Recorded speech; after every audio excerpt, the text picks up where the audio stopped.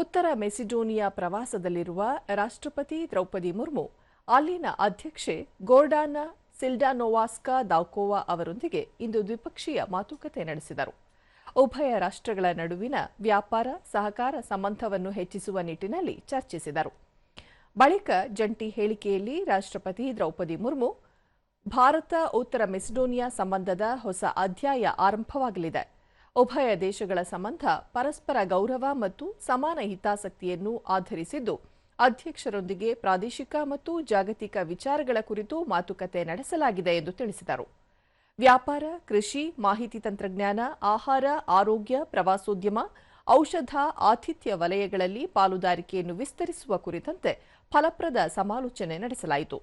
ಜನಸಂಪರ್ಕಕ್ಕೆ ಉತ್ತೇಜನ ನೀಡುವ ಸಂಬಂಧ ಚರ್ಚಿಸಲಾಯಿತು ಎಂದು ಹೇಳಿದರು. रेजिलियंस को बढ़ावा देने के लिए ग्लोबल बेस्ड प्रैक्टिसेस और टेक्निकी विशेषज्ञता का लाभ उठाने में मदद मिलेगी.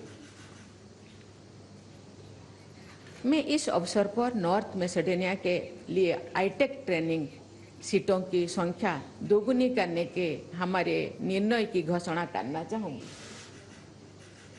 जिसमें AI के ट्रेनिंग कोर्सेस भी शामिल होंगे. इस यात्रा के दौरान मैं महामहिम राष्ट्रपति जी के साथ मिलकर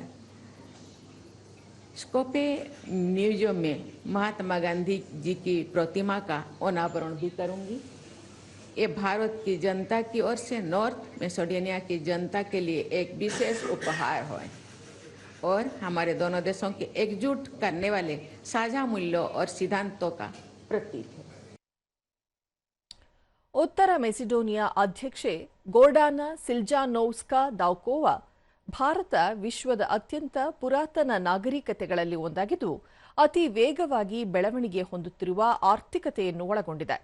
ರಾಜತಾಂತ್ರಿಕತೆ ಉತ್ತಮ ಅಂತಾರಾಷ್ಟ್ರೀಯ ಸಂಬಂಧದ ಆಧಾರವಾಗಿದ್ದು, ಉಭಯ ದೇಶಗಳ ನಡುವೆ ಉನ್ನತ ಮಟ್ಟದ ಬಾಂಧವ್ಯ ಮುಂದುವರಿಯಲಿದೆ. ಭಾರತ ಆಧುನಿಕ ಜಗತ್ತಿನಲ್ಲಿ ಪ್ರೇರಕ ಶಕ್ತಿಯಾಗಿದೆ ಎಂದರು. The volume of our bilateral agenda, the negotiations for numerous agreements and memorandums of understanding, demonstrating the strong political will to institutionalize and cooperate.